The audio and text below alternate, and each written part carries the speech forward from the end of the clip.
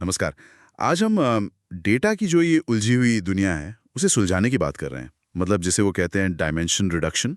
हाँ, हमारे पास Carnegie Mellon university का एक ट्यूटोरियल है और एरास्मस यूनिवर्सिटी की एक थीसिस भी है इस पर। बिल्कुल। और हमारा मकसद है कि कुछ जो पॉपुलर टेक्निक्स हैं, जैसे पीसीए, आईसीए और टीएसएनई, उन्हें थोड़ा समझें। हाँ, देखें कि कौन सी कब काम आती है और जो पुरानी तरीके हैं, उनके मुकाबले ये नई वाली, मतलब जो थोड़ी ज़्यादा कॉम्प्लेक्स है, वो कहाँ बेहतर है। सही। तो शुरू करते हैं। शायद पीसीए से, वो सबसे ज़्यादा सुना हुआ लगता है। सीएमयू ट्यूटोरियल में एक एक वो उदाहरण था ना, स्प्रिंग से बंधी गेंद वाला, हाँ हाँ। कि वो बस एक ही लाइन में हिल रही है, तो उसकी पूरी मूवमेंट बस एक चीज से पता चल जाती है। क्या पीसीए भी कुछ ऐसा ही है? मतलब डेटा के मेन पैटर्न पकड़ना? हाँ, काफ़ी हद तक। पीसीए मतलब प्रिंसिपल कंपोनेंट एनालिसिस, वो डेटा में उस दिशा को ढूंढता है जहां सबसे ज़्यादा फैलाव हो, वेरिएंस। हाँ, ये मानकर चलता है कि ज्यादातर जानकारी उसी फैलाव में है। और इरास्मस थीसिस भी यही कहती है कि अगर डेटा लीनियर है, सीधा साधा, तो पीसीए और उससे मिलते जुलते तरीके जैसे एमडीएस वो अच्छा काम करते हैं। एमडीएस क्या करता? एमडीएस मल्टी डायमेंशनल स्केलिंग, वो कोशिश करता है कि पॉइंट्स के बीच की जो दूरी है वो कम डायमेंशन में भी बनी रहे। अच्छा, लेकिन हमेशा डेटा इतना सीधा तो नहीं होता होगा, तब क्या? हाँ बिल्कुल, वहीं पर पीसीए के दूसरे रूप काम आते हैं। जैसे मान लीजिए डेटा नॉन लीनियर है तो उसके लिए कर्नल पीसीए है, या फिर अगर कोई खास क्लासिफिकेशन का काम है तो सुपरवाइज्ड पीसीए भी है। ओके। और हाँ, रोबस्ट पीसीए भी है, जो डेटा में अगर शोर हो या कुछ आउटलायर्स हो तो उन्हें बेहतर हैंडल कर पाता है। दिलचस्प। अच्छा, अब आईसीए की बात करते हैं, इंडिपेंडेंट कंपोनेंट एनालिसिस। वो कॉकटेल पार्टी प्रॉब्लम वाली बात, हाँ, वो क्लासिक उदाहरण है। कि जैसे कई आवाज़ें मिक्स हो गई हैं और हमें एक आवाज़ निकालनी है। पर ये असल डेटा पे कैसे लगाते हैं? देखिए, आईसीए क्या करता है कि वो डेटा को ऐसे हिस्सों या कह सकते हैं सोर्सेज में तोड़ने की कोशिश करता है जो सिर्फ अनकोरिलेटेड नहीं, जैसे पीसीए में होता है, बल्कि स्टैटिस्टिकली इंडिपेंडेंट हो। इंडिपेंडेंट मतलब जी, सांख्यिकीय रूप से स्वतंत्र। ये एक ज्यादा स्ट्रॉन्ग कंडीशन है। और इसके लिए जरूरी है कि डेटा नॉन गॉसियन हो। नॉन गॉसियन मतलब वो जो नॉर्मल बेल कर्व होता है वैसा ना हो। एग्जैक्टली, क्योंकि आईसीए को इंडिपेंडेंट सोर्स ढूंढने के लिए डेटा में कुछ क्या कहते हैं अलग तरह के पैटर्न चाहिए होते हैं जो अक्सर गॉसियन डेटा में नहीं मिलते। थीसिस में भी ये बात आई है कि ये नॉन गॉसियन डेटा के लिए बेहतर है।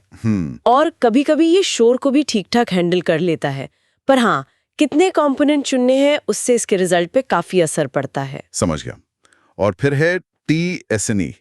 ये तो विजुअलाइजेशन के लिए आजकल बहुत पॉपुलर है ना? हाँ, बहुत ज्यादा।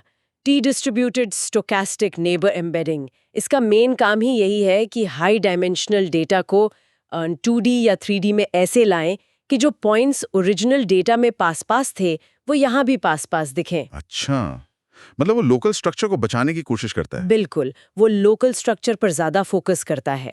और इरास्मस थीसिस में पाया गया कि ये नॉन लीनियर स्ट्रक्चर और जो मुश्किल क्लासिफिकेशन वाले काम हैं उनके लिए ये वाकई बहुत अच्छा है। जैसे जैसे जैसे वो अल्जाइमर पेशेंट्स के हैंडराइटिंग वाला डेटा था, वहाँ टीएसएनई ने काफी अच्छा परफॉर्म किया। ओह, हाँ, लेकिन ये भी है कि ये शोर और इसके पैरामीटर्स जैसे परप्लेक्सिटी को लेकर थोड़ा सेंसिटिव हो सकता है। सही पैरामीटर चुनना जरूरी है। तो ये इतनी सारी टेक्निक्स हो गई, पीसीए, आईसीए, टीएसएनई, एमडीएस।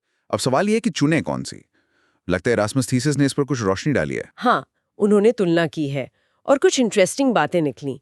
जैसे अगर आप अनसुपरवाइज्ड काम कर रहे हैं, क्लस्टरिंग जैसा कुछ, हाँ। तो अगर डेटा लीनियर है और गॉसियन जैसा है, तो पीसीए जैसे ट्रेडिशनल तरीके ही अक्सर काफी होते हैं, शायद बेस्ट भी। ओके। पर अगर डेटा नॉन लीनियर है या नॉन गॉसियन है, तो फिर आईसीए और टीएसएनई ज्यादा बेहतर नतीजे दे सकते हैं। और सुपरवाइज्ड कामों के लिए, जैसे क्लासिफिकेशन? वहाँ थोड़ा मिक्स है।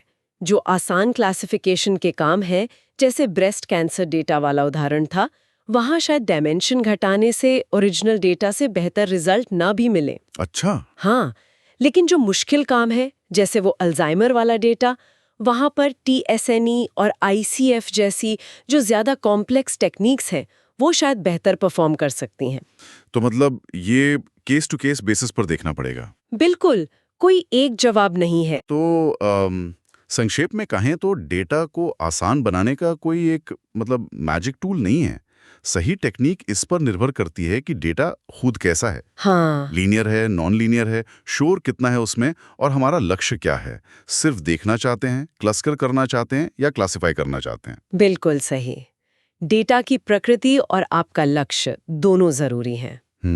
और जाते जाते सोचने के लिए एक बात छोड़ सकते हैं शायद, हाँ जरूर। कि जैसे जैसे डेटा और भी कॉम्प्लेक्स होता जा रहा है और बड़ा होता जा रहा है, ये सही सिंप्लिफिकेशन टेक्निक चुनना कितना ज्यादा क्रिटिकल हो जाएगा, न सिर्फ एनालिसिस की एक्यूरेसी के लिए, बल्कि ये पक्का करने के लिए भी कि जो इनसाइट्स हम निकाल रहे हैं वो फेयर हो, बायस्ड न हो। बहुत जरूरी सवाल है ये, सोचने वाली बात है।